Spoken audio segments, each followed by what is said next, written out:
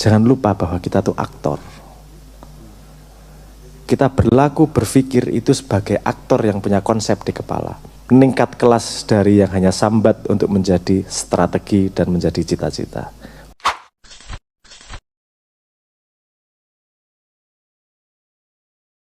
Bismillahirrahmanirrahim. Assalamualaikum warahmatullahi wabarakatuh. Tak sambung ya, tak akan coba saya inisiatif workshop dan seterusnya coba saya sambungkan dengan gambar besar Simbah bikin Ma'iyah, bukan bikin ya, menginisiasi Ma'iyah dan seterusnya. Ini nyambung juga dengan pertanyaan kapan Ma'iyah gawe partai? Kapan Ma'iyah gawe apa yayasan kayak minimal kok grubyuk terus rano. Nah, tapi memang itu petanya jelas. Saya dulu mungkin di Mocopat pernah berbicara tentang proses itu. Dalam bersosial, bermasyarakat, kita selalu mengalami beberapa proses untuk menuju perubahan itu. Yang pertama adalah proses emergence, kemudian ada proses coalescence. Nek tak jelas sisi istilah nek Google engko. Ini bukan saya menggunakan istilah bukan membuat kue mumet, tapi mencoba agar ada jejak untuk kalau mencari lebih lanjut di luar di luar forum gitu. Ada proses emergence, ada proses coalescence, ada proses birokratisasi dan ada proses decline, artinya berhenti dari usaha tersebut entah berhasil atau gagal. Proses emergence itu kalau di masyarakat itu sebuah proses natural yang muncul biasanya dengan rasan-rasan. Masalah muncul itu enggak langsung didefinisikan, tapi rasan-rasan. Karena yang muncul pertama di manusia itu rasa tidak enaknya dulu. Gerahnya, tidak enaknya, sambate. Ini belum didefinisikan apa-apa nih masalahnya. Isik sambat tok iki. Kok ra enak ya, kok ra beres ya, kok ngelih ya, kok ra rabi-rabi ya. Nah itu pertanyaan-pertanyaan yang muncul datang dari dalam tanda petik kegerahan yang dialami. Nah kalau itu dari kegerahan tersebut kalau diobrolkan bareng-bareng mulai muncul jelas nih emergence-nya sehingga masuk ke proses berikutnya. Proses berikutnya disebut sebagai coalescence. Coalescence adalah pemadatan. Artinya rasan-rasan itu tadi dipetakan. Jadi masalahnya apa toh? Sumber masalahnya di mana sih? Kita mau kemana sih mimpi idealnya dengan kesakitan ini? Misalnya rabi, ya mimpi idealnya adalah rabi. Golek pacar ayu rapopo yang penting sugih. Misalnya kemudian itu kan mulai pemadatan, mulai definisinya ada nih, jelas nih. Setelah musuhnya sopo, koncone sopo, yang membuat masalah siapa, yang bisa memecahkan masalah apa, ini mulai dipetakan itu. Nah setelah dipetakan masuk ke birokratisasi, artinya setelah dipetakan nilai value itu mulai jelas nih, tujuannya saya ke sana. Saya akan berusaha memecahkan masalah ini dengan jalan ke sana. Itu kadang-kadang usahanya tidak satu umur hidup manusia cukup. Makanya tidak ditempelkan kepada tokoh, dia ditempelkan kepada organisasi. Muncullah pada proses birokratisasi itu muncullah organisasi yang membela lingkungan, misalnya keresahan lingkungan didefinisikan terus kemudian dibikin organisasinya. Nah Ma'iyah dari dulu itu memang bergerak di area emergence sehingga outputnya adalah sinau bareng agar kita karena masing-masing di sini mungkin masalahnya beda-beda. Ayo yang masalahnya sama dipadatkan nih. Apa toh masalahnya?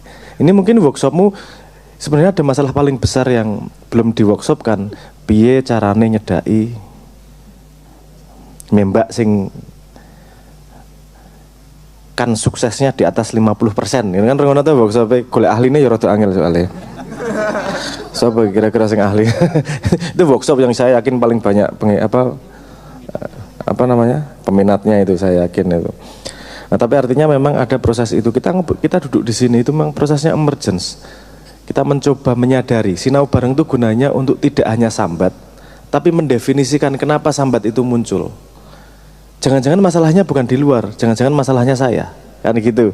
Kadang-kadang ada wong sambat merasa paling menderita di dunia, yang datang masalahnya dari dia sendiri sebenarnya. Wah, aku menderita, aku ditindas sama tetanggaku. Kenapa? Tetanggaku beli motor baru. Kok nggak ada yang menindasmu, kowe wae yang pekok.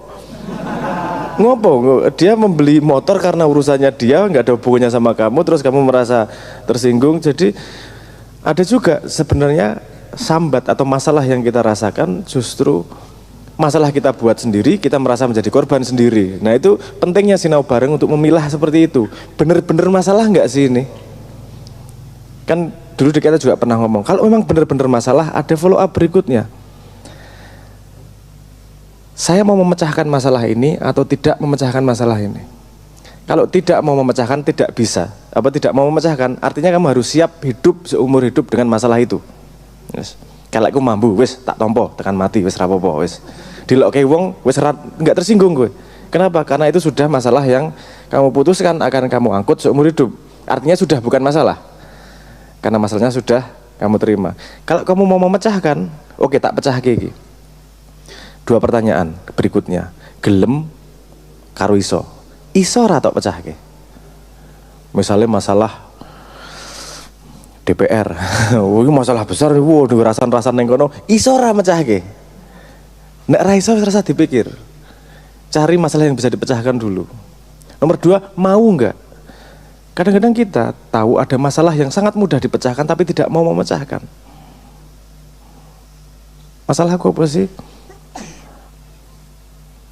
Mambu kayak mau kelek misalnya, memecahkannya gimana? Oke, mandiku rajin dengan tawas, bisa loh. Ming ra gelem keset, golek tawas nang endi repot, dadak adus barang, wah banyak lah. Otak ini ngono ki biasanya.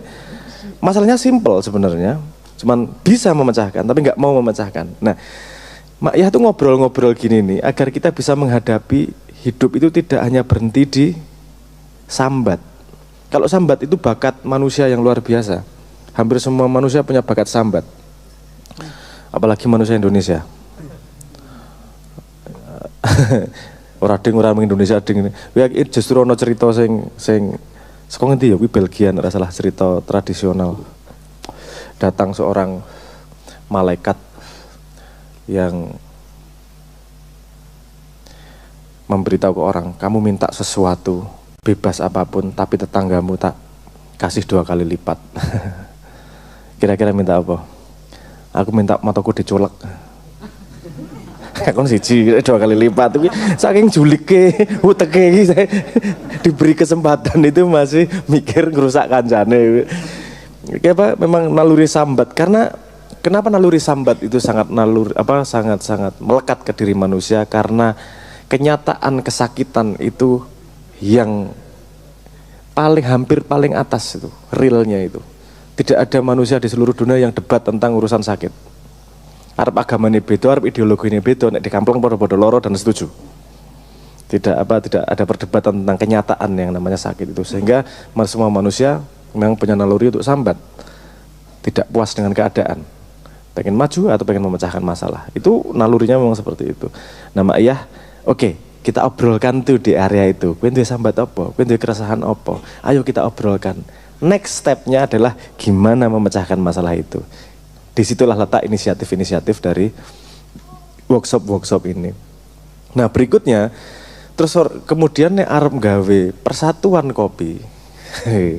Persatuan kopi. Saya dan Simbah sendiri kadang-kadang agak gatel kalau persatuan kopi Ma'iyah. Kenapa? Karena kemudian ini sudah masuk pada birokratisasi ini. Bahwa kamu berangkat dari Ma'iyah, tetap bersaudara dengan Ma'iyah. Karena nanti kan gue ngomong persatuan kopi Ma'iyah, artinya kamu bukan persatuan kopi yang non Ma'iyah. Kan jadi ada perbedaan itu. Terus kemudian akan terjadi identitas muncul lagi yang kita paham dengan sinau bareng, bahwa identitas itu kadang-kadang malah ngerusak sendiri. Kan gitu. Bukan berarti saya itu ya menolak judul persatuan kopi Ma'iyah. Problemnya adalah susah ngetracknya. Ngetracknya gini contohnya. Karena Ma'iyah bukan organisasi.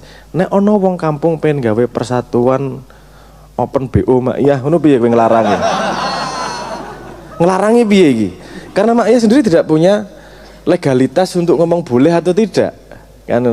Tapi kalau kita semua secara sosial menyetujui bahwa makyah itu adalah ugeman yang kita sebagai emergence yang memulai ini, otomatis itu akan justru lebih dalam identitasnya, bukan sebagai sesuatu yang didisplay. Karena kalau didisplay kadang-kadang kita tidak bisa mempertanggungjawabkannya. Ya contohnya lah, Mas, saya tuh diselamatin sama teman dari luar kota. Mas selamat ya punya kafe baru. Kafe apa? Kafe Neo. Kafe kok apa aku ndek kafe ya. Kafe Noe ono bakso leto ngono barang kuwi. Tak takoni cah-cah iki nggonamu apa cah ora ono sing ngrasa duwe ning yo. Masa itu mau di action seperti apa? Kan nggak bisa di action juga kan gitu. Itu problem yang tidak mudah untuk dihandle untuk kumpulan orang yang memang dengan sengaja tidak membuat entitas yang ada di mata negara. Sorry, paham maksud saya ya? Kalau entitas namamu ini ada di mata Tuhan dan mata orang tua. Tapi kamu nggak ada di mata negara sampai kamu bikin KTP. Ada di KK, itu ada di mata negara. Kalau belum ada legalitasnya, nggak ada di mata negara. Entitas buatan itu tadi. Entah ya, coba dilihat. Kalau perjanjian atas namamu selalu hurufnya besar semua. Karena kalau huruf besar terus huruf kecil itu entitas di mata Tuhan. Kira iso dihukum atas hukum negara.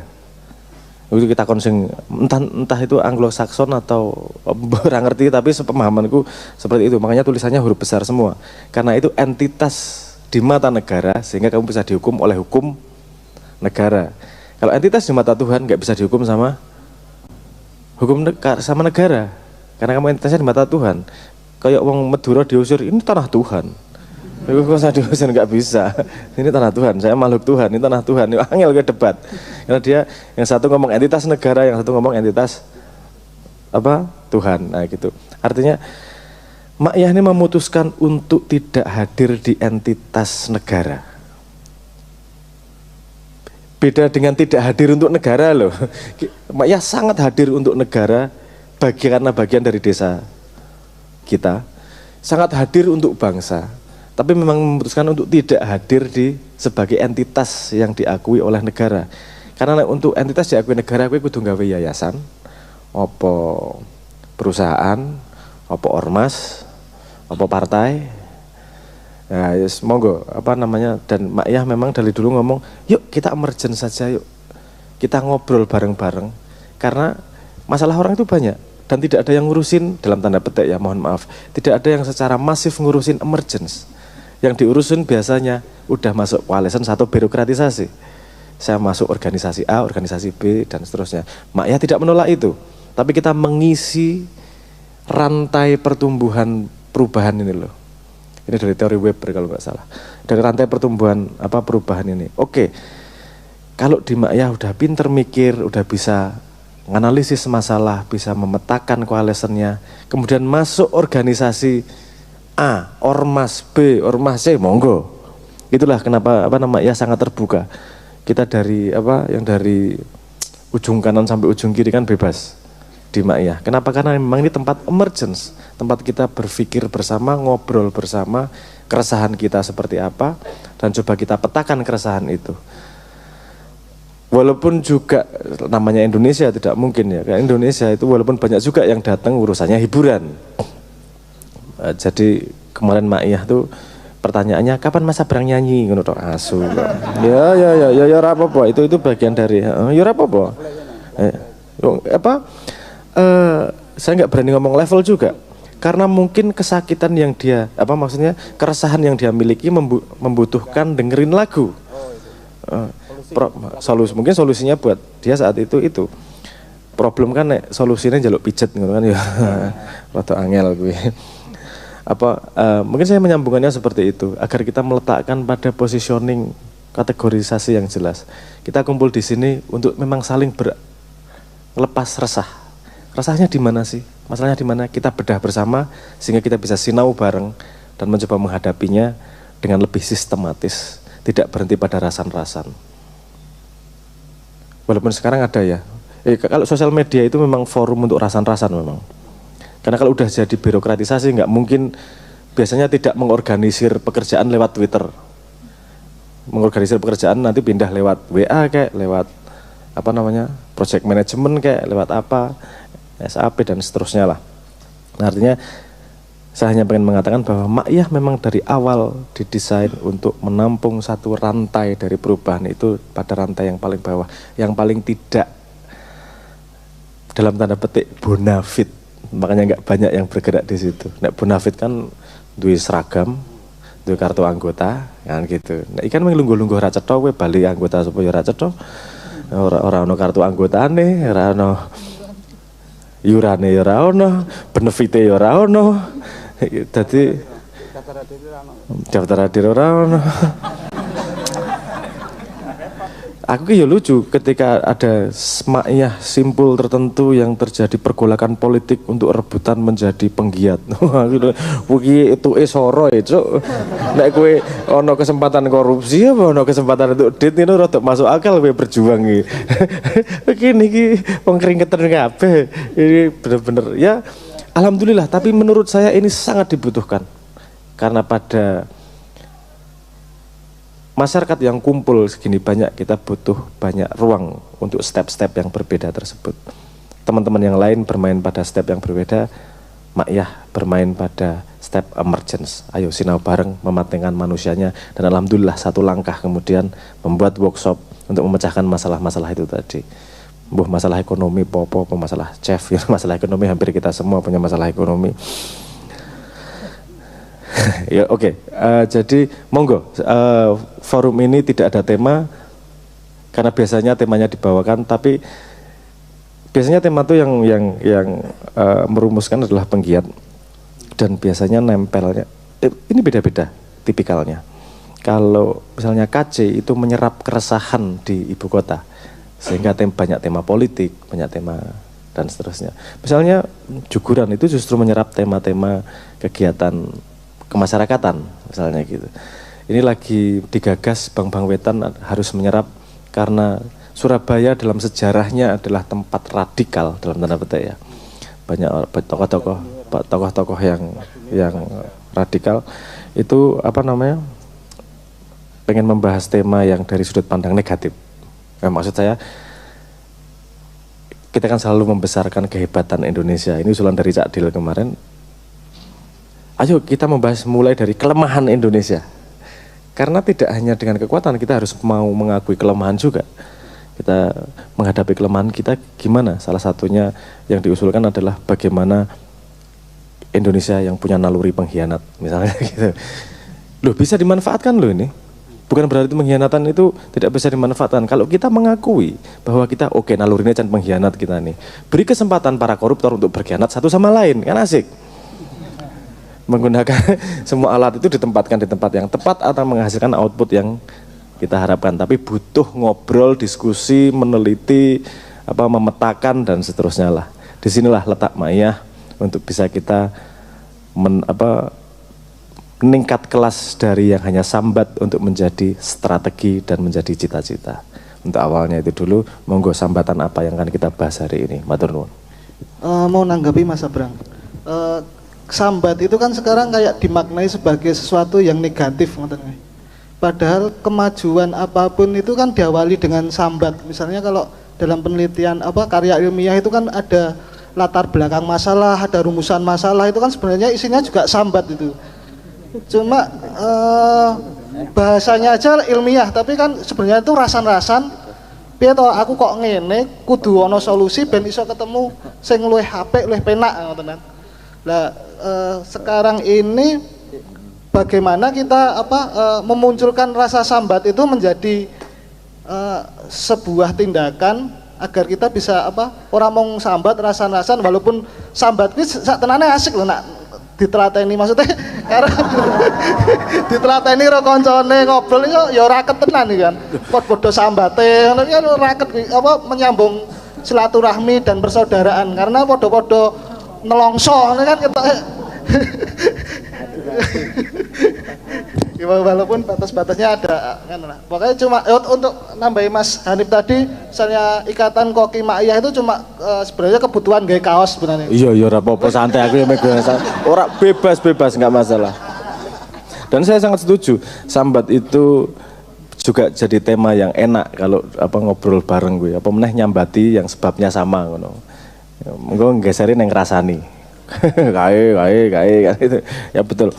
Tapi nggak perlu trik khusus kok. Kita hanya perlu belajar dari apa namanya?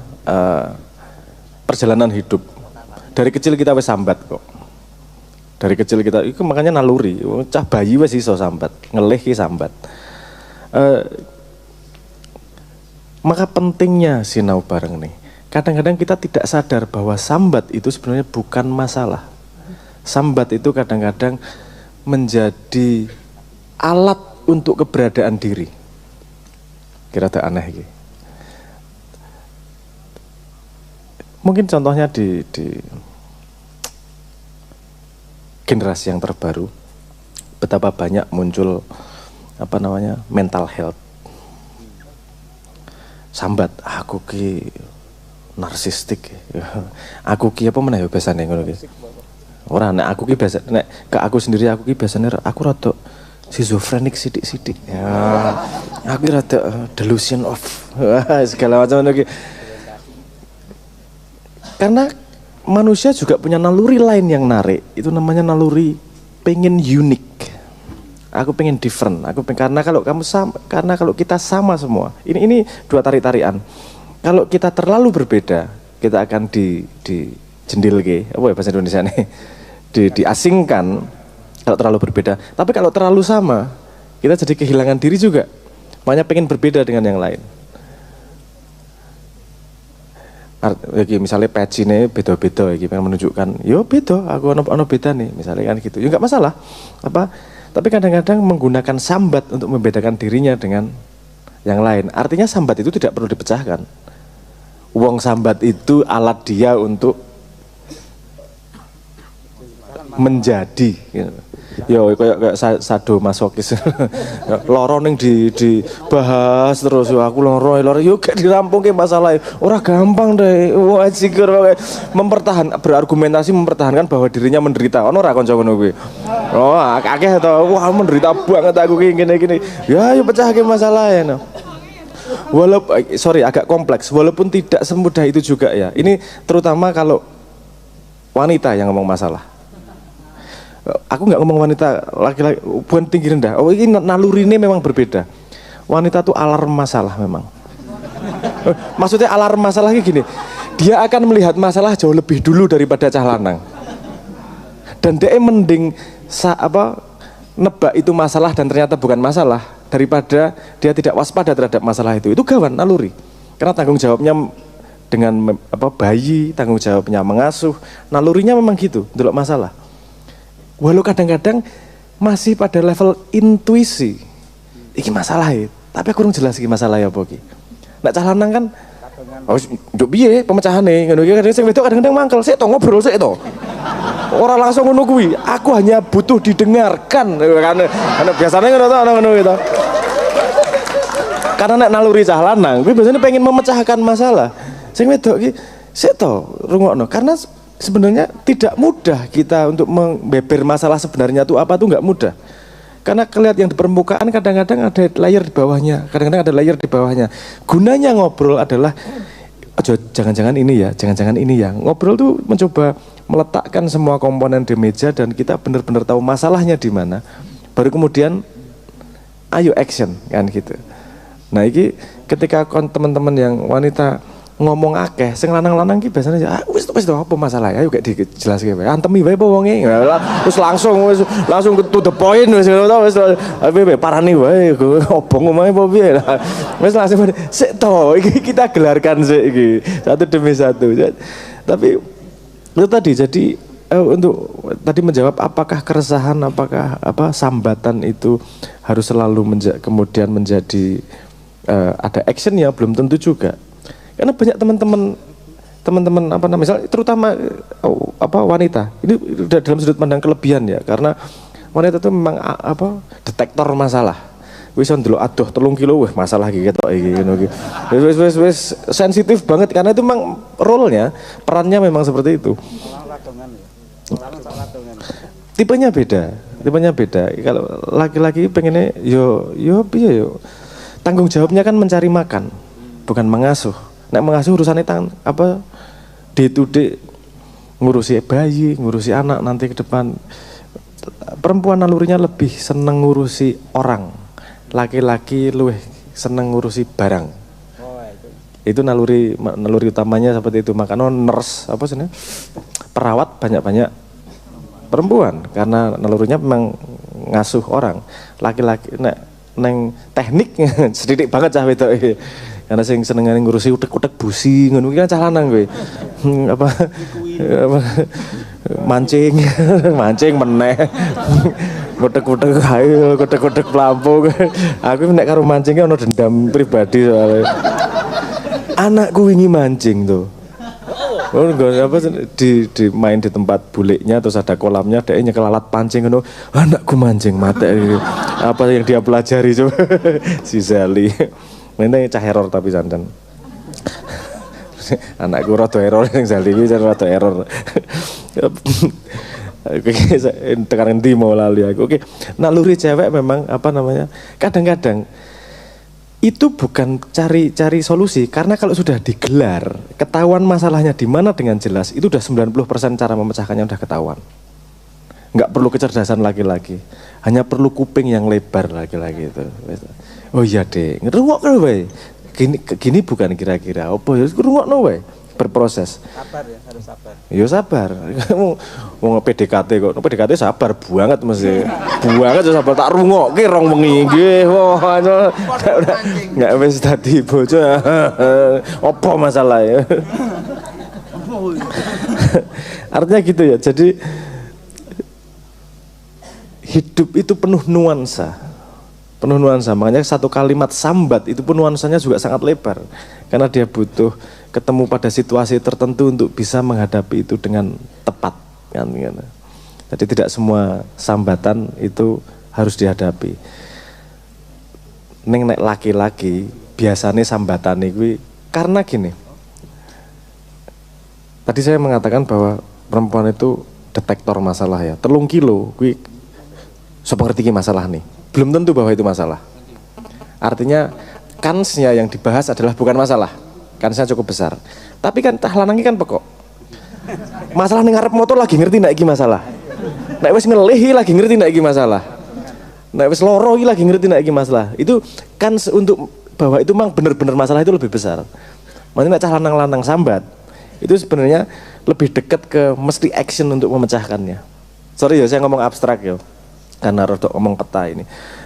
Jadi cah lanang ini mayoritas cah lanang-lanang nih kene ya. Sing dadi nek kowe duwe masalah itu artinya kowe kudu do something untuk memecahkan masalah tersebut. Gimana untuk mendorongnya? Rasa didorong. Karena nek orang lakoni apa-apa sambat terus sak umur uripe.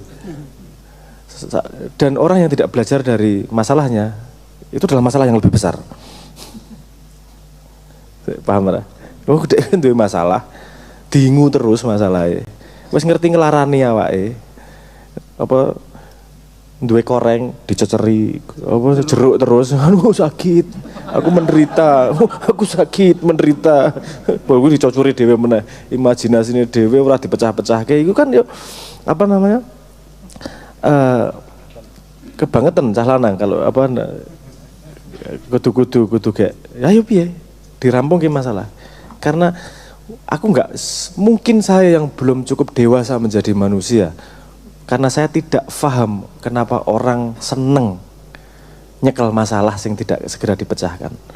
Kayak diputus kayak gini. Nek kowe cen ra iso mecahke, siapkan hidupmu selamanya untuk menghadapi masalah itu. Wes, misalnya ngono. Atau nek kowe ra seneng, pecahke masalah itu. Dipiake kan gitu. Nah, jadi wes ayo sinau bareng nek ono masalah.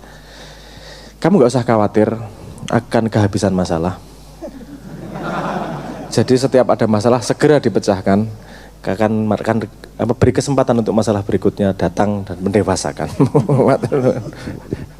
Tapi mas, sedikit lah. Jadi ketika satu masalah itu kemudian kita pikirkan tentang untuk dipecahkan, itu kan jelimet banget dan terlalu asik dengan satu ya. Nah, misalkan ditambah mas, jadi orang yang siji, sekalian 10, sekalian 1, tak kira melalui enteng mas. Kira-kira apakah sebuah penambahan masalah bisa jadi sebuah alternatif untuk memecahkan segala masalah? Oh, Oke, ini bedah ki ngene iki. Ada fenomena seperti itu. Kamu membuat teori. Oke, tak dok ki meneh sithik. Apa ke lebih yang fundamental lagi. Fenomenanya benar, tapi penjelasannya tidak seperti itu. Nggak make sense. Kenapa? Karena satu masalah we mumet, kok loro masalah tadi malah apa? Tadi enteng. Kok 5 masalah malah tadi enteng. Pasti ada mekanisme yang berbeda nih. Mekanismenya begini. Sepemahaman saya. Kita kadang kehilangan perspektif terhadap hidup.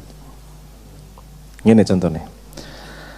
Dunia baik-baik saja, apa sini tangga-tanggamu orang ono sing kobongan omahe, kabeh do iso mangan, terus kue kesandung watu, sikil apa kukune copot, bete atine. Dan kue menyebut ini hari yang buruk. Delok perspektifnya. Satu hal yang kecil di tengah kebaikan yang sangat banyak itu bisa merusak harimu. Bumi masih berputar pada poros matahari, bulan ora tiba ning bumi, kan itu sangat patut disyukuri ini. Itu semua masih berjalan sesuai dengan orbitnya. Kowe kesandung watu, nggawe masalahmu apa sebenarnya membuat harimu menjadi rusak. Oke ya. Itu kan salah perspektif. Kamu perlu dihadapkan pada 100 masalah njuk kowe, ora penting kabeh isih urip aku kok.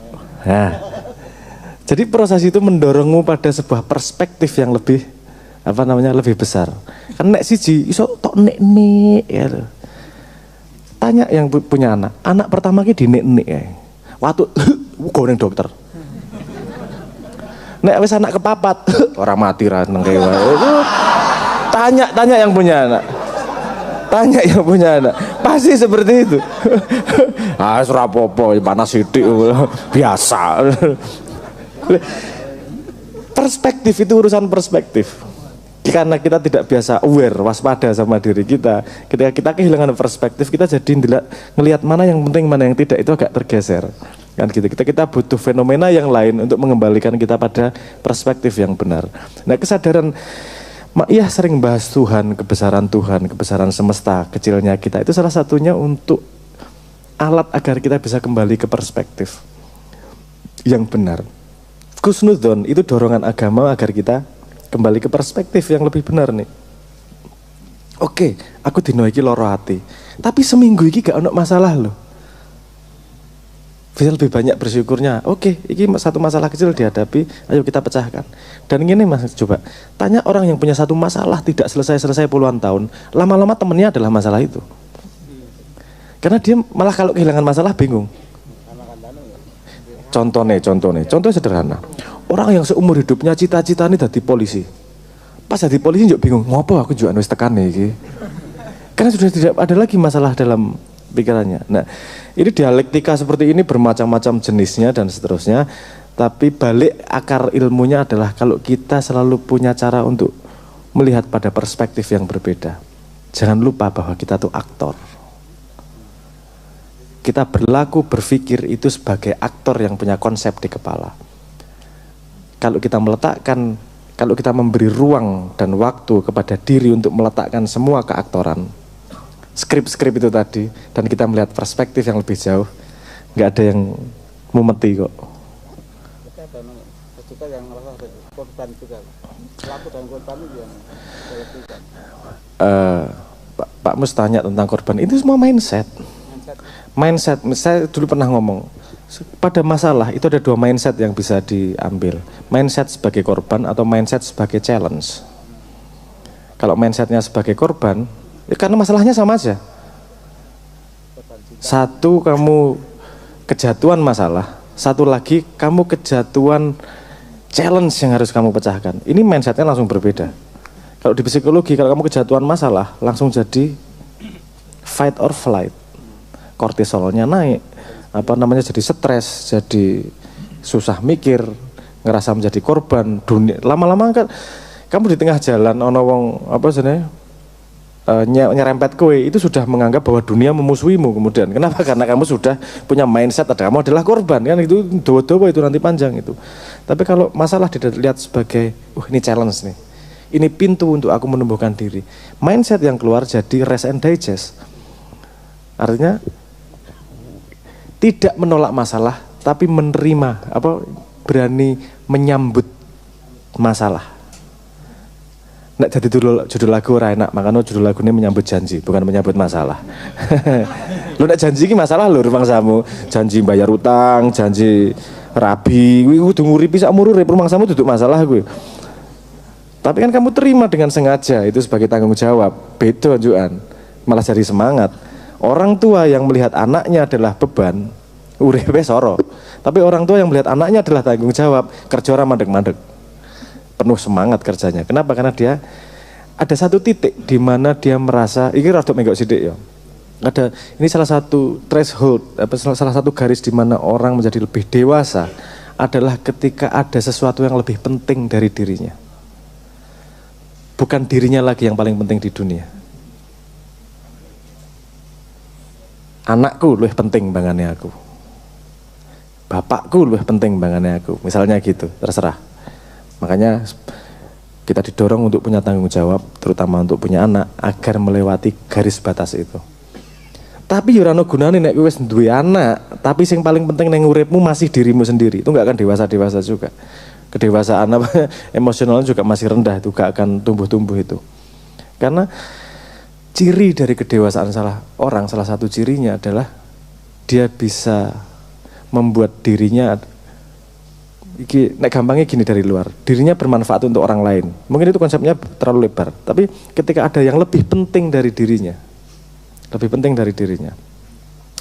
itu yang menjadi bensin dirinya bukan lagi dirinya cuman. Menjadi bensin dirinya adalah tanggung jawabnya. Dan itu esensi dari bermanfaat itu sebenarnya.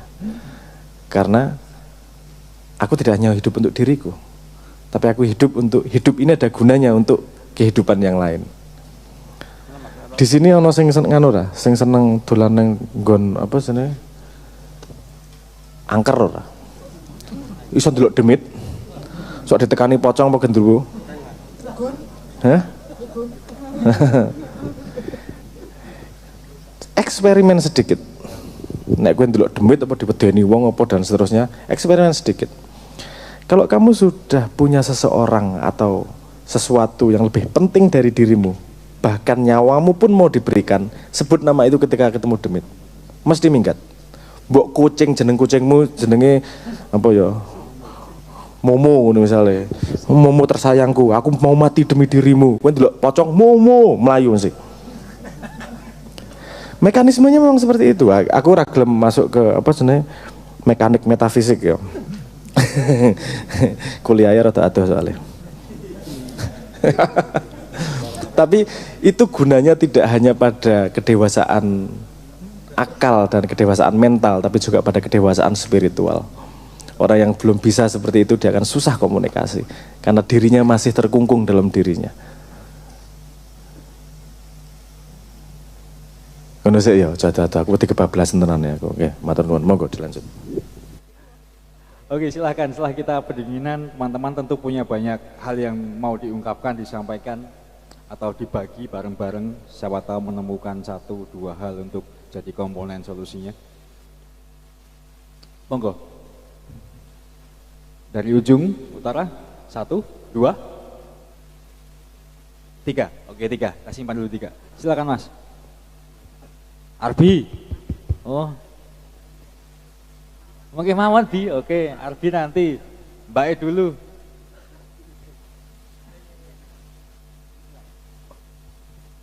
Bismillahirrahmanirrahim. Assalamualaikum warahmatullahi wabarakatuh. Oke, terima kasih atas waktu yang telah diberikan. Perkenalkan, nama saya Huratul Ayun. Di sini saya mau bertanya, dulu saya pernah ikut seminarnya Mas Abrang yang membahas tentang kalau bisa masalah itu yang kecil itu ditiadakan, yang gede-gede itu disimpelkan kayak gitu. Nah, udah tahu kan waktunya praktek dalam kehidupan gitu. Udah saya praktekin, tapi kenapa lama-lama kok saya malah jadi nggak peka gitu, kayak gampangin masalah gitu, kayak paling yo ini lewat doang kayak gitu. Terus saya mulai aneh lagi ketika saya menghadapi masalah besar, itu malah saya jadinya tenang, terus kayak baru sadar, oh ini masalah ya, kayak gitu, malah jadinya malah kayak laki-laki jadinya sekarang. Nah, saya kehilangan sense sebagai wanita gitu. Wow. Jadi untuk mengembalikan kodrat saya ini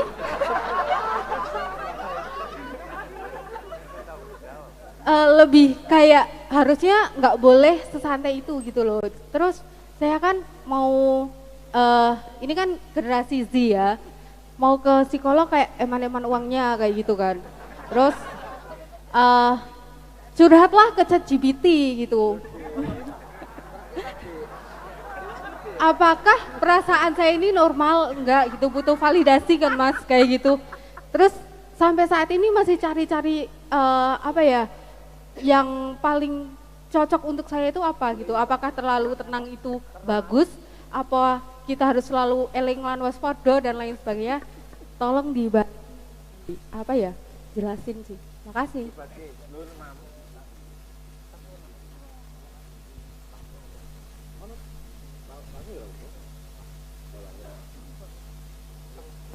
Cek, oke.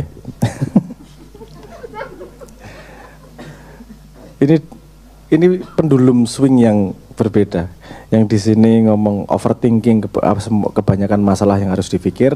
Ketika nggak ada masalah juga masalah ternyata. Nggak ada masalah yang dilihat ternyata juga masalah ini.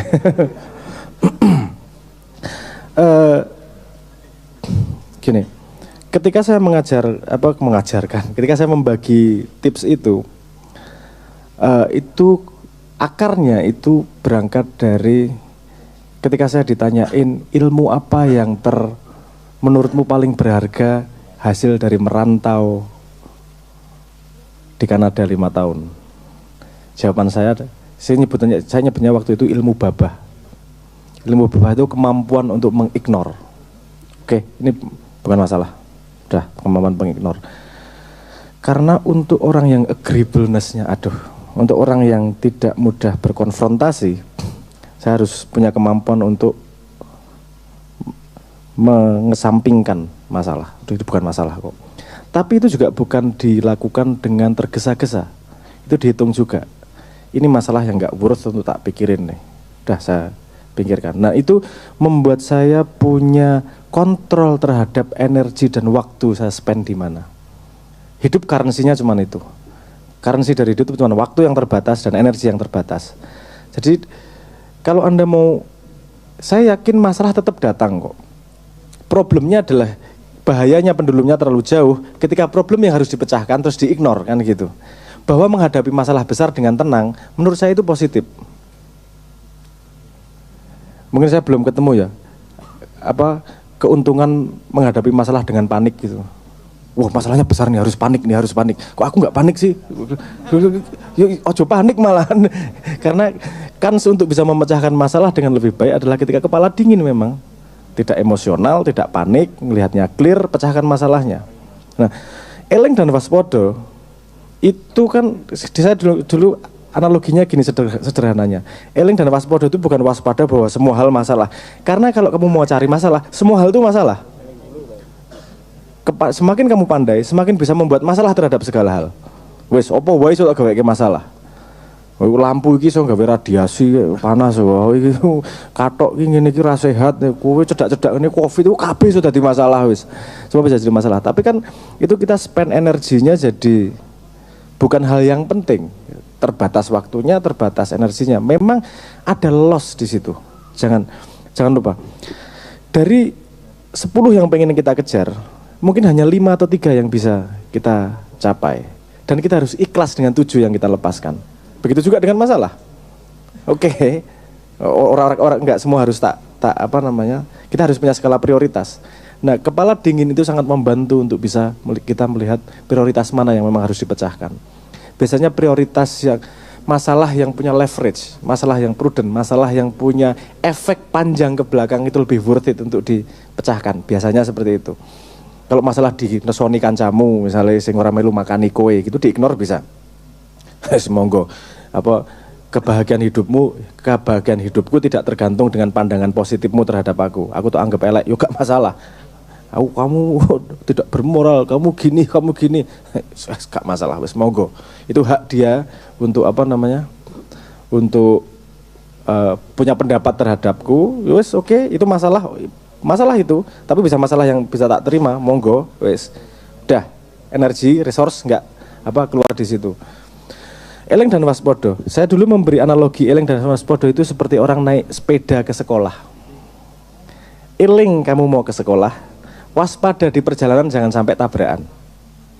Waspada itu sepanjang jalan, tapi harus eling tujuannya kemana. Karena kalau waspada tok tanpa eling tujuannya kemana, kita mengpit-pitan muter-muter nggak tahu kan kemana-mana. Tapi kalau kita cuma eling mau ke sana tanpa waspada, di tengah jalan bisa kecelakaan kan gitu. Pertama kan tentukan, oke, saya mau memecahkan masalah yang mana, dipikir. Karena akan jauh lebih mudah memetakan masalah ketika kepala dingin, bukan ketika panik. Nah, ini perlu Anda track lagi. Ini masalah besar kok saya tidak panik ya. Jangan-jangan itu tidak besar. Satu, jangan-jangan. Nomor dua, di track lagi caramu untuk melihat sesuatu besar atau tidak itu apa sih kriterianya? Karena ada, nggak tahu kok apa ya, terserah uripmu kok, aku nggak paham. Yang penting neng uripmu apa kan aku nggak paham. Tapi ketika kita sudah masuk pada pemilahan, mana besar, mana kecil, mana tinggi, mana rendah, itu pasti ada kriteria. Pasti ada kriteria di kepala kita bawah sadar.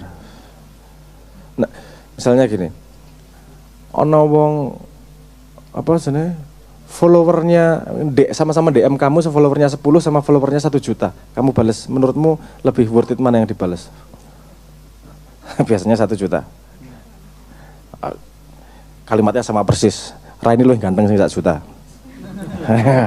Nah, makanya kamu ketawa berarti yang saya masuk kriteriamu ini tadi.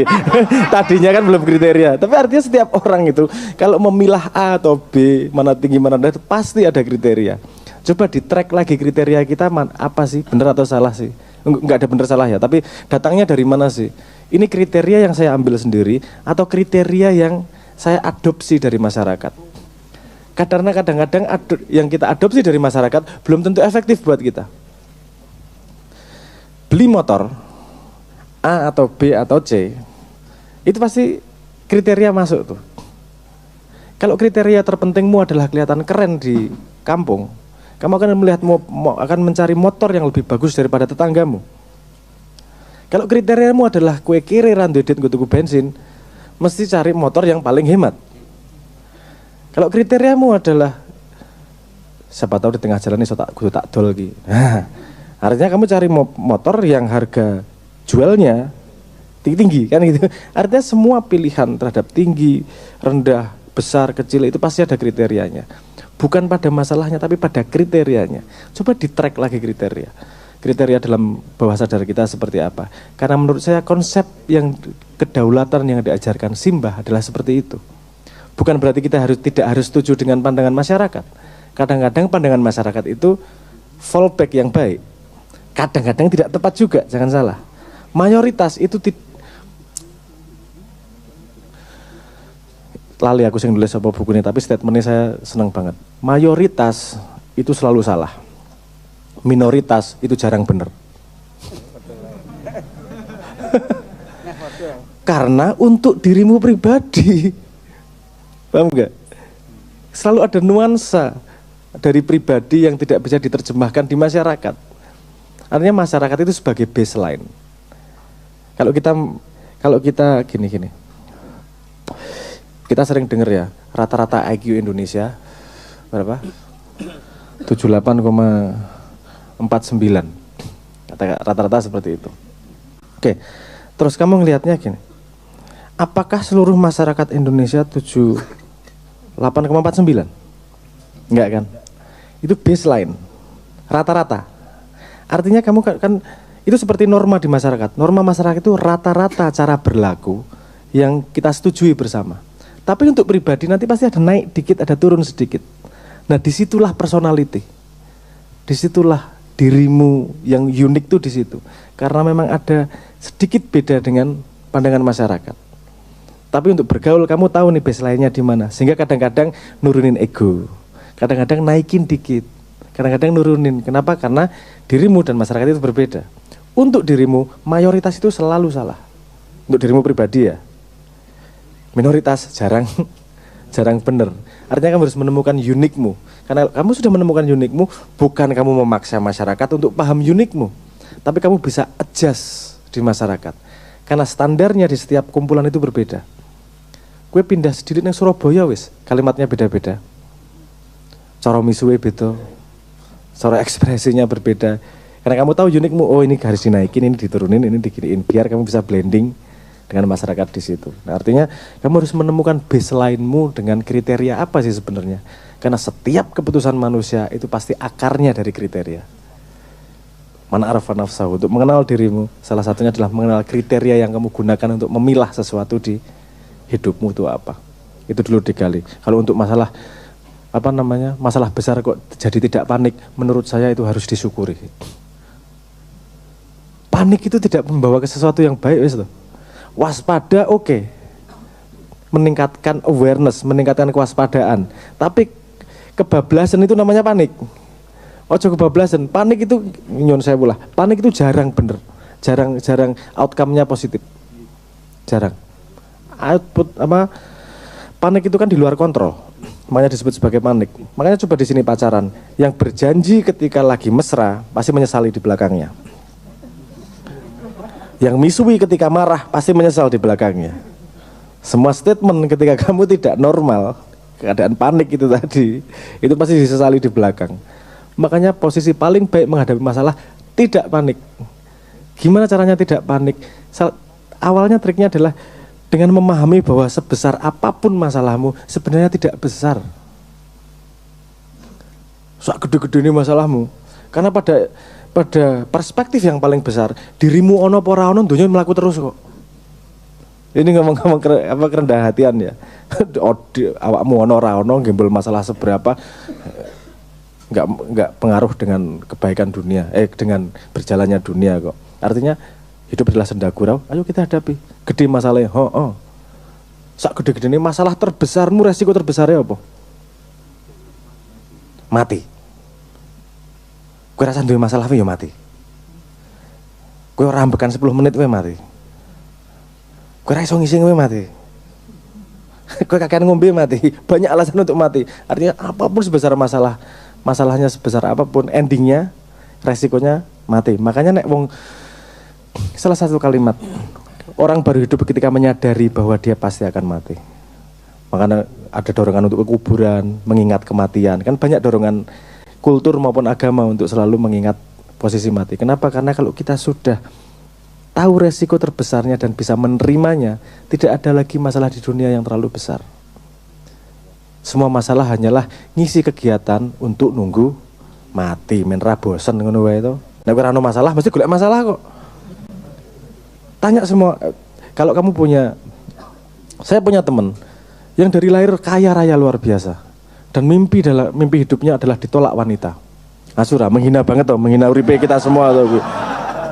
Dia sangat pengen ditolak wanita tuh. Karena sugih ra karuan, bocah yang ganteng, dengan segala kriterianya, nyedak sapa wae mesti gelem. Wis dhek njajal sing paling tua, paling enom sing wae pramugari tengah jalan dicolek kabeh gelem dhek kapan ya aku iso ditolak. Kuwi mangkano senenge nyedak ono bencong aku ngomong ngono ya. Artinya manusia kalau tidak punya masalah pasti cari masalah. Pasti cari masalah. Tanya teman-teman yang kerja kantoran setiap hari hidupnya stabil, kalau liburan cari masalah. Naik gunung. Gue munggah gunung ya tetep Bali toh.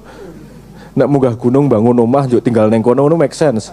Kesel munggah baru ke Bali meneh. Ngopo.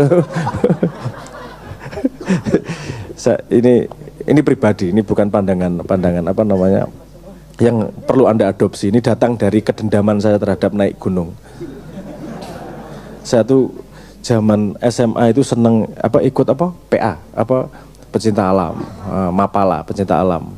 Hari pertama berangkat naik gunung itu pasti semangat luar biasa. Malam pertama pasti menyesal. Tiap tahun saya ulangi 3 kali dan semuanya menyesal, hasilnya sama. Nggak bisa mulai, aduh nyamuk ya kademen ngopo aku neng ini keputusan apa saya sampai sini nih. Tahun depan pengen meneh. Ditambah lagi ada kejadian yang tidak enak karena ketika Saya mapalah dibantuin packing sama teman-teman. Ketika buka tas saya di atas gunung, ada setrika. Abote kaya ngono, mosok ditinggal neng dhuwur gunung misuh-misuh sepanjang perjalanan. Ya kuwi menggarapi sah-sah iki. Senasu tak ewangi ya setrika dilebokke abot banget tase teng dhuwur wasu. Ora digawa bali ya eman-eman, digawa ya abot banget. Itu dendam pribadi sama seperti mancing itulah. Tapi intinya Pak paham ya. Semoga menjawab. Don't worry. Oke. Moga-moga. Gimana Mbak? Menjawab ya? Aman. Oke. Berikutnya, Mas.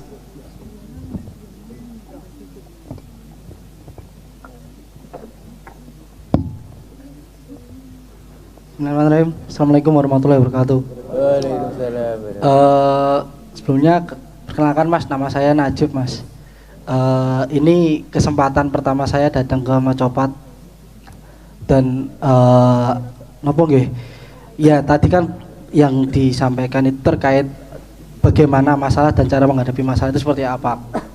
Dan tadi saya juga sudah sedikit banyak mendengar dari mbaknya yang tadi itu bagaimana dia santainya menghadapi masalah sebesar itu. Nah, yang ingin saya sampaikan itu adalah saya itu sebenarnya tipe orang atau tipe cowok yang terkadang memikirkan sesuatu hal yang belum terjadi tapi sudah dipikirkan. Jadi semisal kejadiannya belum terjadi, wis tak pikirke engko nek koyo ngene piye, engko nek koyo ngene piye, engko nek koyo ngene piye. Rapi. Sampai itu menjadi apa ya namanya? Menjadi kalau semisal bahasanya Gen Z sekarang itu overthinkingnya sekarang itu seperti apa gitu loh. Nah, terkadang itu menjadi problem antara diri saya dan terkadang juga menjadi problem pacar saya juga seperti itu. Nah, mungkin teman-teman cowok di sini juga terkadang memikirkan yang sama kayak saya, tapi itu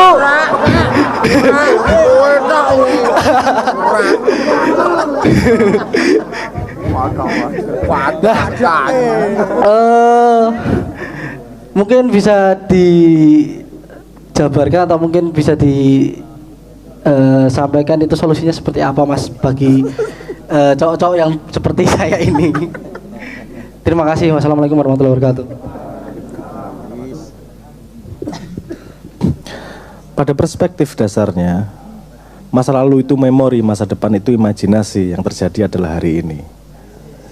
Perspektifnya itu pertama. Ingat itu, masa lalu itu memori, masa depan itu imajinasi.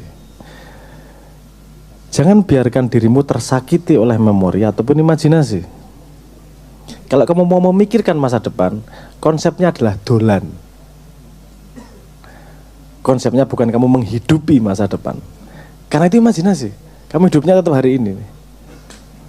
Asal kamu tidak lupa groundednya bahwa kamu hidup hari ini. Tak dolanlah ke masa depan. Gimana ya seandainya gini? Iya nek ora. Sebenarnya kalau imajinasi ke depan itu juga diperlukan. Kalau saya ngomong nggak usah mikir masa depan itu juga salah. Karena masa depan itu juga diperlukan. Ada konsep yang namanya prudent. Nek kowe arep dolanan bisnis, itu salah satu yang harus dipegang adalah prudensi dari setiap apapun yang kamu lakukan. Artinya ketika kamu melakukan sesuatu, kamu membayangkan masa depan resikonya gimana ya. Jangan sampai kayak gini ya, ini dan seterusnya. Tapi ketika kita melakukan proses itu, kita harus punya frame kesadaran bahwa apa sih yang kita gain, apa yang kita dapatkan dari proses itu.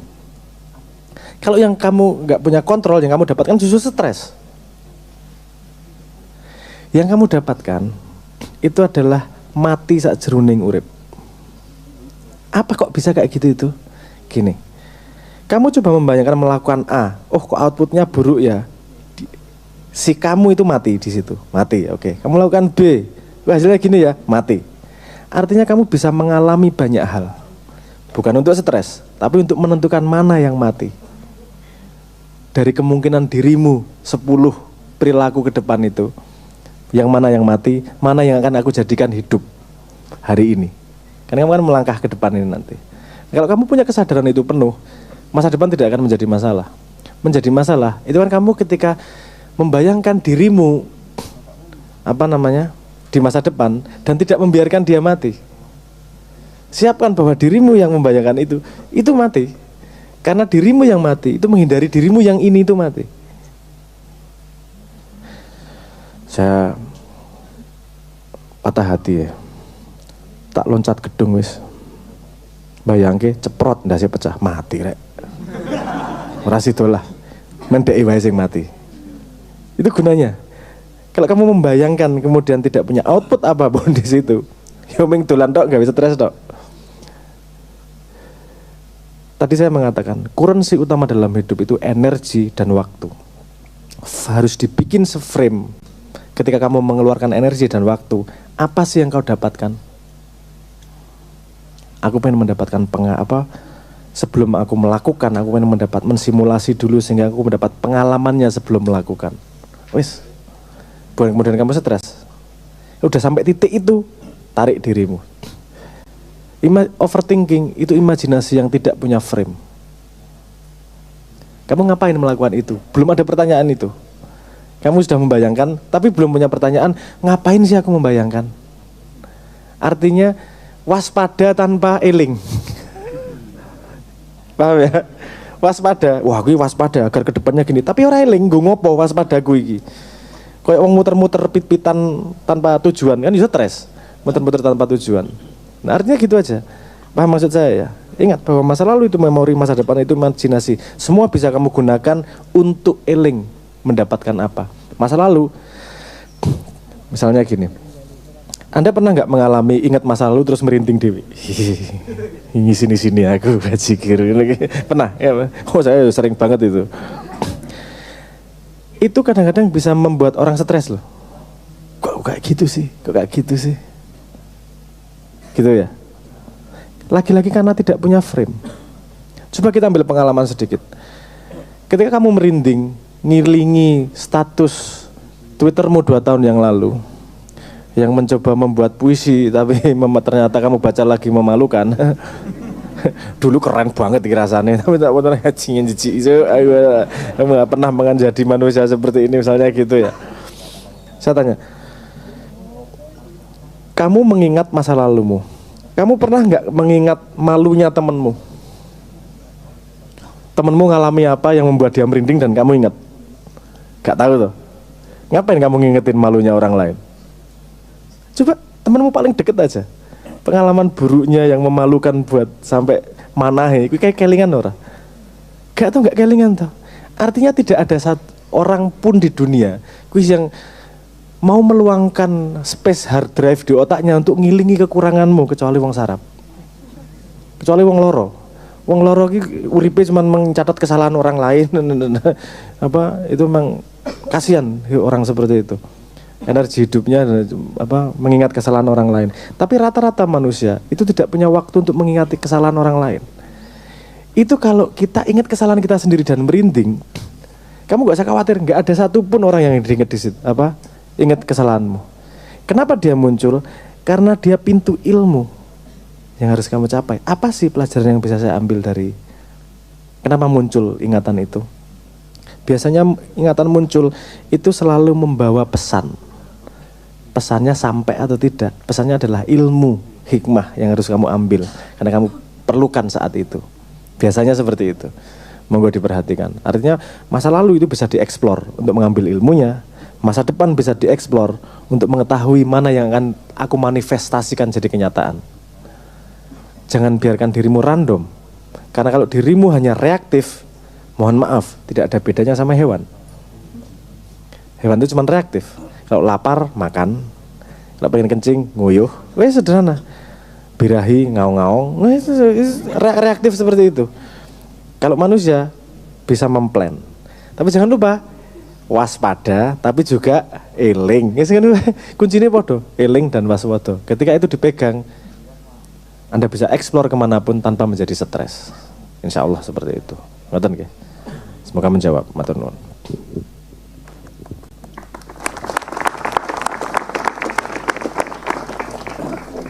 Arwi Arbi.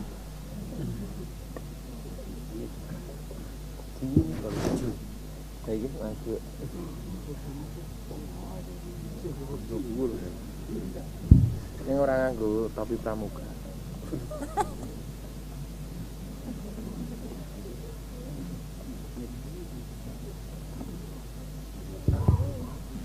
Assalamualaikum warahmatullahi wabarakatuh. Mas Abdul, wonten dua hal. Pertama mungkin kula nyuwun tanda tangan Mas Abdul. Iki wonten buku Sihir Leto. Sihir Leto. Kalih nyuwun memone Mas Abdul. Tanda tangan ini. Ini apa duit? Memo mawon Mas. Sik nomor kalih singkat cerita kehidupan manusia rentang waktu 70 tahun. Persoalan wonten kathah ning at least resource pun wonten Mas Abrang. Soal rasa wonten psikologi, soal sosial wonten sosiologi, soal ekonomi wonten. Kali Mas Abrang wonten tip-tip kathah lah nek persoalan hidup niku. Wonten lingkar pengaruh, lingkar peduli, lingkar pemerhati, matriks, perasaan dan sebagainya. Oke Mas Abrang. Nek dadose nek rentang waktu 0 sampai 70 tahun niku nggih at least resource pun wonten. Nggih alhamdulillah niku kalih Gusti Allah njaga hukum alam dadose kepenak gravitasi mboten ajek lak repot nggih. Ya alhamdulillah. Persoalannya lebih ke ten afterlife Mas Abrang.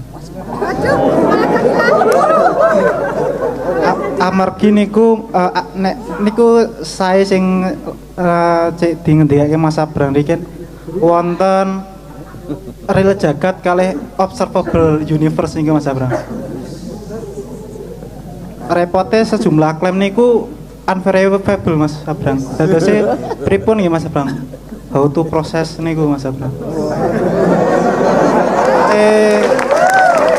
Sejumlah soalnya nek persoalan sing 0 sampai 70 tahun atau 80 atau 90 tahun niku alhamdulillah wonten kathah lah saking ilmu, sosial science, natural science, teknologi, tek dan sebagainya alhamdulillah. Ning niku afterlife niku pripun niku merasaskan enten aturan main terus mungkin bermain pripun konsekuensi dan sebagainya pripun. Pun ngeten mau. Assalamualaikum warahmatullahi wabarakatuh. Valid ini sebagai keresahan, jawabnya ya resah ya. Mari kita breakdown dulu beberapa kalimatmu. Tadi jenis apa Mas Arbi B Wiranata tadi mengatakan tentang proof apa provable terbukti apa kira-kira bisa diverifikasi atau tidak gitu verifiable. Kayak contoh gini. Kalau ada yang mengatakan bahwa di belakang rumah ada ada sapi yang kakinya 5. Nek sing ngomong anggang niku percaya ora kowe? Mergi enten basic data sing pun lebet datase ya mboten masalah. Oh. Enggak percaya. Oke. Enten informasi sing lebet. Nek sing ngomong Kanjeng Nabi Muhammad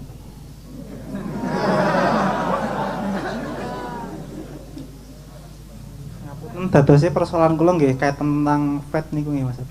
Keimanan niku Pak. Ya oke, berarti kan percaya.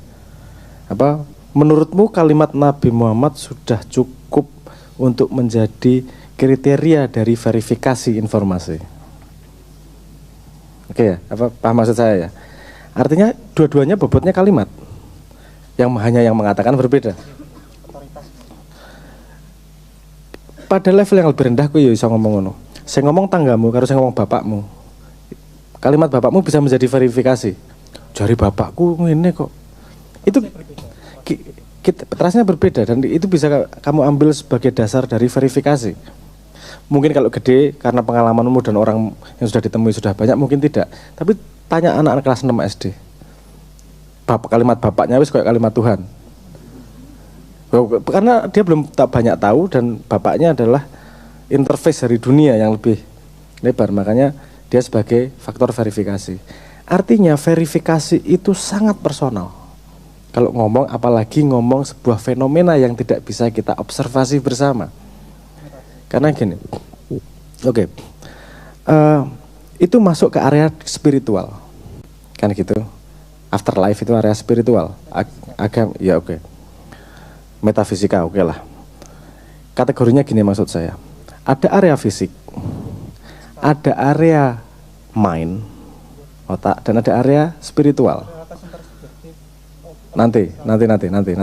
Ini kita ngomong realitas yang ini sebagai kategori modern.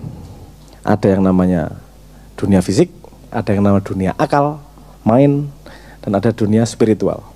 Definisinya siapa sih?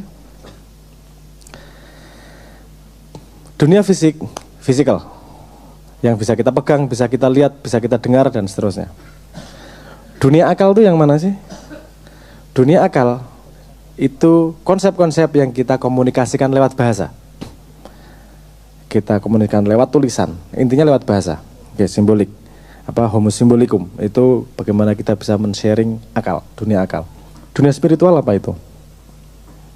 Nah, karena kita tahu bahwa itu 3 kategori yang berbeda, artinya kita bisa mendefinisikan spiritual itu dengan kalimat gini, dia yang bukan fisik dan bukan akal. Oke, paham gak maksud saya? Paham ya?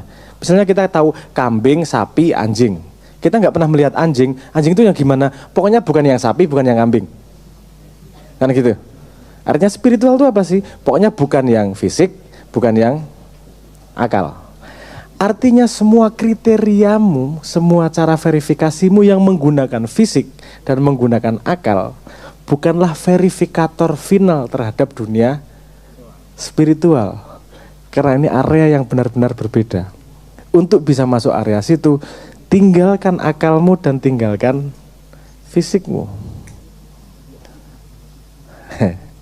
Cara paling gampang mati. 99, oh ini statistik ngarang ya, jari Jibril. 99,2% manusia akan masuk pada dunia itu ketika dia sakratul maut itu. Tapi ada sebagian kecil orang yang bisa merasakan tanpa harus melewati titik mau mati itu. Kalau mau contoh observasi sedikit, wong sing pernah mengalami mati suri biasanya dia dapat apa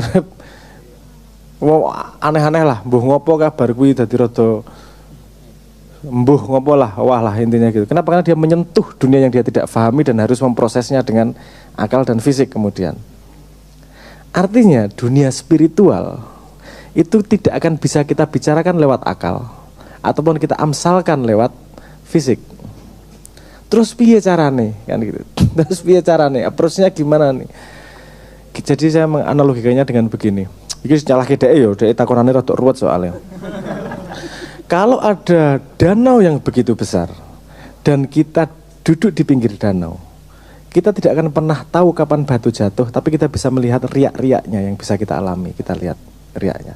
Nah, coba lihat riak dari spiritual di akal dan di fisikmu. Cara paling gampang mendengar riak, melihat riaknya adalah ketika fisik dan akalmu paling tidak aktif.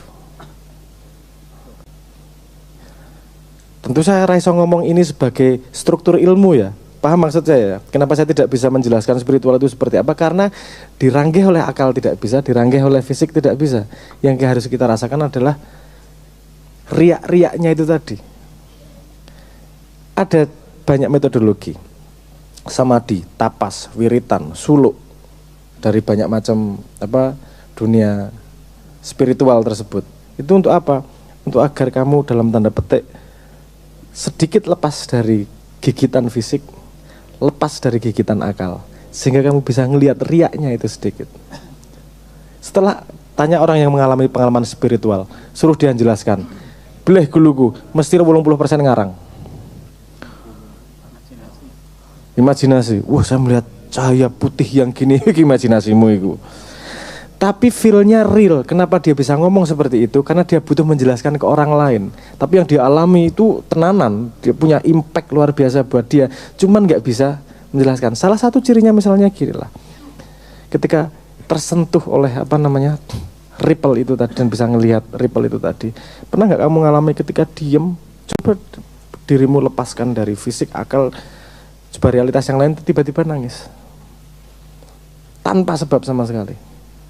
Sebabnya bukan ada masalah, sebabnya bukan karena ada sakit, rasa tiba-tiba, ya ngomong rasa biasa, angel banget toh. Tapi output dari fisik tiba-tiba nangis. Dan kamu sendiri nggak tahu kenapa nangis. Banyak yang ngomong pengalaman seperti itu. Dan kalau suruh jelasin ke orang lain ya setengah mati. Ngopo nangis itu? Saya merasakan satu dengan alam. Wah, ana sing ngomong ngono. Aku wis manunggal karo Gusti. Oke, bener kabeh itu. Itu cara menjelaskan karena memang limit.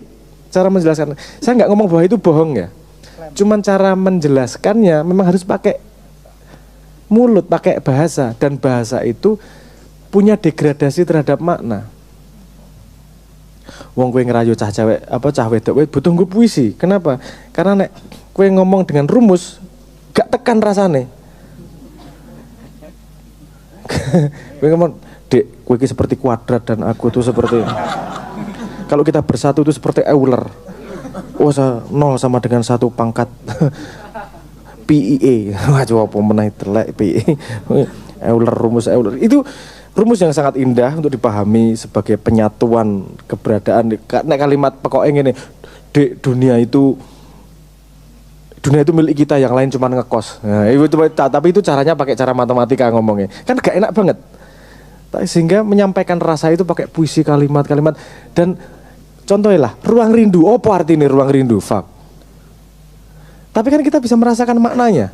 Ada konsep ruang, ada konsep rindu. Kita membayangkan sebuah ruang di mana di situ ada kerinduan misalnya.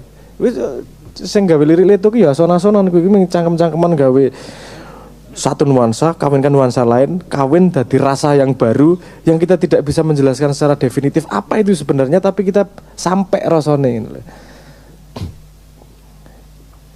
Kalau kamu pengen bisa maraton, badannya harus dilatih. Kalau kamu pengen bisa melihat, harus melek. Kalau kamu bisa pengen menyaksikan, matanya harus melek. Ketika kamu pengen bisa mendengarkan, kuping harus dibuka, mulutnya harus ditutup. Ketika kamu pengen merasakan spiritual dan realitas spiritual, yang kalau saya jelaskan dengan fisik pasti bukan spiritual. Makanya kalau kamu pengen bisa merasakan spiritual, indera spiritualnya dibuka. Cara paling mudah adalah menutup yang bukan spiritual. Artinya menutup dulu fisik, menutup dulu akal. Hasilnya seperti apa? Monggo dialami. Karena itu pengalamanku ketika aku cerita karo kowe tidak mungkin bermakna apapun ning kowe. Sing dadi mengimajinasi. Di sini ada yang pernah ikut torekot? Atau kumpulan spiritual? Kowe engko nek ngalami apa dan segala macam, itu kumpul itu sok-sok malah membahas hebat-hebatan pengalaman spiritual. Salah arah kuwi. Wah, aku mau yo ndelok Pak Yai teko nggo kereta kencana. Ora bersinar. Oh, aku iya. Oh, malah telu aku yaine sing teko. Ini jadi kenapa? Karena jadi salah arah tadi ampu-ampuan. Saya tidak mengatakan bahwa pengalamannya tidak real ya. Pengalamannya real, tapi karena susahnya ngomong sehingga membuat sebuah deskripsi yang kemudian yang sampingnya, nek aku ra duwe pengalaman, aku dianggap dosane akeh ya, gagal ya aku tuh gawe sesuatu ya aku. Mau nyamuk iki arep teko njuk ra sida lunga iki lho, tak wiriti tak lirik wae cikir. Jadi pengalaman spiritual itu. Itu semua real. Yang masalah adalah gimana kita menjelaskan sama orang lain. Karena dunia spiritual kuwi dunia sing kudu alami. Bukan untuk dijelaskan. Ngono ya. Cara untuk sampai ke sana, langkah pertama menurut saya ngomong karo Gusti Allah bahwa kue kangen pengalaman itu. Insya Allah akan ketemu dalan dhewe. Mari kita masuk ke ruang rindu. Wah,